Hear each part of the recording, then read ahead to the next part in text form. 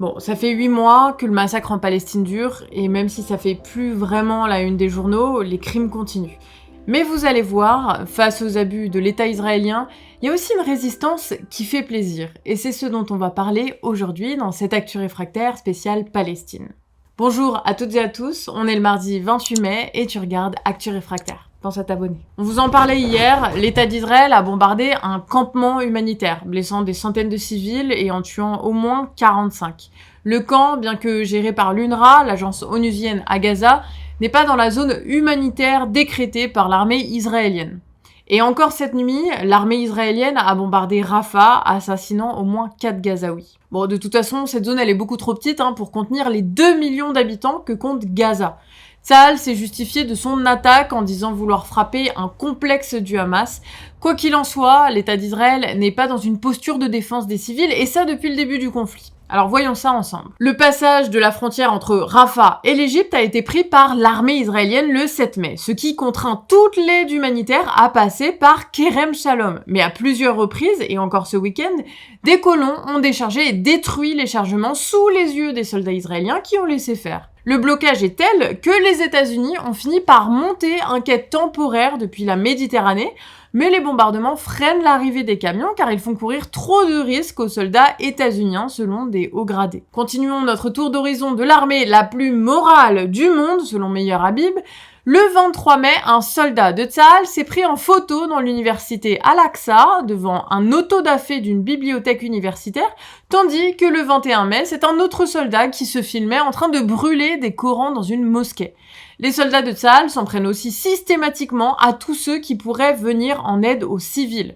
Une enquête du média The Intercept pointe que 493 personnels soignants sont morts depuis le début du conflit et 214 sont détenus dans des prisons selon l'ONU. D'après le média d'investigation, plusieurs médecins n'ont plus donné de nouvelles depuis la prise de l'hôpital Nasser en mars dernier, alors qu'ils communiquaient tous les jours avec des médecins du monde entier pour obtenir des conseils médicaux. Les attaques ont aussi touché les journalistes qui documentent le génocide et qui sont plus de 100 à être morts depuis le 7 octobre 2023.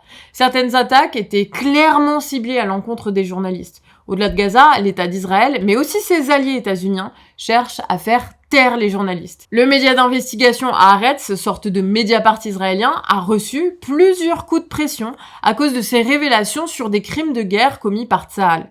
Ces dernières semaines, il a aussi été question d'interdire des médias étrangers à travers une loi votée au Knesset. C'est ce qui a permis la fermeture d'Al Jazeera le 5 mai dernier. Depuis, l'armée israélienne a fait couper un direct de l'agence Associated Press, l'AFP états-unien, au prétexte qu'AP fournisse ces images à Al Jazeera. Enfin, d'après le Committee to Protect Journalists, il n'y a jamais eu autant de journalistes incarcérés en Israël que depuis fin 2023. Aux États-Unis, le Congrès a approuvé en avril une loi permettant de faire sauter l'exonération fiscale des médias à but non lucratif s'ils faisaient la promotion du terrorisme. Et bien sûr, la critique de l'État d'Israël est une forme de promotion du terrorisme pour l'administration états-unienne. Bon, dans tout ce bordel, on a quand même la Norvège, l'Espagne et l'Irlande qui ont reconnu aujourd'hui l'existence d'un État palestinien et qui appellent les autres États européens à en faire de même.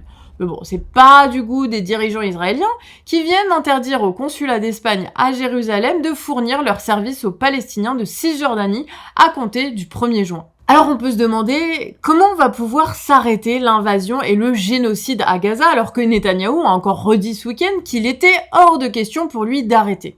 Eh bien, selon France 24, le chef du Mossad, le service des renseignements israéliens, le chef de la CIA et le premier ministre qatari ont trouvé un accord pour reprendre des négociations de trêve.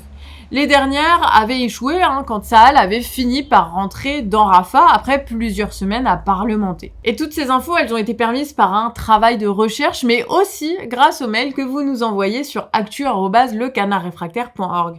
On allait rechercher dans un tas de mails pour retrouver certaines infos et produire un gros débrief des semaines passées. Alors hésite pas, toi aussi, à nous écrire, même si on n'utilise pas tout de suite tes infos, eh bien, ça finit toujours par servir. Après les bombardements sur Rafah, il y a eu de nombreuses manifestations. Il y a qu'à regarder ces images d'urgence Palestine Paris 18. Il y a eu une grosse foule place Augustin à Paris. Autre angle de vue, cette fois filmé par Cerveau non disponible, où l'on voit des dizaines de milliers de manifestants. Allez, pour le plaisir, un autre point de vue de Djemil cette fois. Ensuite, c'est parti en manif sauvage directement dans les beaux quartiers, parmi là ces riches qui soutiennent l'État israélien, vu qu'ils y font du business. Et même la nuit tombée, les actions ont continué sur Paris. On a vraiment l'impression que quelque chose se passe là. À Nice aussi, ça a bougé devant la mairie d'Estrosi, un grand soutien de l'État israélien. Alors que là, on est quasiment en juin, ce qui veut dire que les étudiants ne sont plus dans les universités et qu'il n'y a plus de blocage. Et malgré ça, il y a de très grosses mobilisations, ça fait plaisir. Allez, encore une autre action. Lors de la finale de la Coupe d'Europe féminine de foot, on a vu une belle banderole « Stop Génocide ». Et il y a même le compte officiel de One Piece qui a partagé une vidéo pour la Palestine. Révolution Permanente partage une manifestation devant le siège social de l'usine Toray, fabricant de fibres de carbone, parce qu'un secrétaire de la CGT est menacé de licenciement pour une photo de soutien pour la Palestine. Ce qui peut expliquer quelques petits bégaiements. Ouais, je sais pas si t'as vu, mais lors du grand débat pour les européennes sur BFM, il y a Apolline de Malherbe qui a posé une question très simple. Est-ce que, oui ou non, vous êtes pour la reconnaissance de la Palestine? Oui. Je vous propose de lever la main, ceux qui sont pour. Non, mais... Allez-y, parce qu'en fait, on ne peut pas y arriver. On ne peut pas y arriver. Non, on ne peut pas dire oui ou non, on ne peut pas y arriver. Donc vous êtes pour, Raphaël Glucksmann? Vous êtes pour, Léon Desfontaines? Pas si c'est pour mettre Vous êtes pour, Marie Toussaint? Est-ce que vous êtes Excusez-moi, juste par Apolline de Malherbe. Ce qui pose problème aujourd'hui. Je suis pour. Je vais vous dire aujourd'hui. Attendez, non, stop. Question simple, et pourtant, il n'y a pas grand monde qui arrive à répondre. C'est bizarre. Et on termine par ce qui nous rend fiers. Et promis, c'est pas un piège d'Elie et Yohan. Alors s'ils me font lire ça, c'est forcément un piège d'Elie et Yohan. Hier, il y a eu un très grand événement foot sur Twitch, la Kings World Cup. Je vous l'avais dit, c'était un piège. Bon, Amine, un des plus grands streamers français, était à la tête d'une équipe de France faite sur mesure pour affronter l'Espagne, coachée par le diabolique Ibai, je ne sais pas, qui apparemment déjà été notre ennemi pendant la Pixel War. Voilà, à Skip, le match est légendaire, mené 4-0, voilà, nos bleus qui font une remontada pour arracher la séance de penalty, et comme une revanche sur 2006, 2021 et 2 fois en 2022, eh bien, nos Français gagnent au penalty. Pour certains, c'est un très grand moment de sport, vu par des milliers et des milliers de personnes en direct, et là, Amine va profiter de cette occasion pour passer un message. Une pensée quand même à tous les Palestiniens, on n'oublie pas, il se passe des dingueries, encore une fois, c'est... Ne parlez pas de politique, c'est aucunement un message politique. C'est très grave ce qui se passe là-bas, il y a un bombardement, il y a des enfants déchiquetés, des familles déchiquetées, des têtes coupées. Il se passe des dingueries pas possibles. Une pensée pour eux. Envoyez de l'argent si vous pouvez.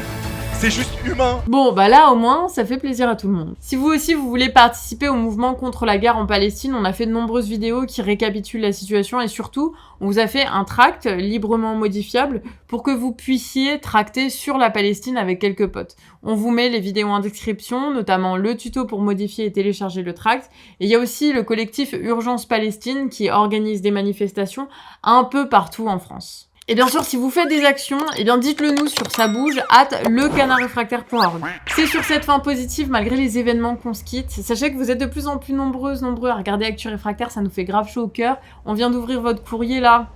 Vous faites grave plaisir les fratés. Et sachez que vous pouvez encore nous soutenir, notre cagnotte finit que dans 9 jours.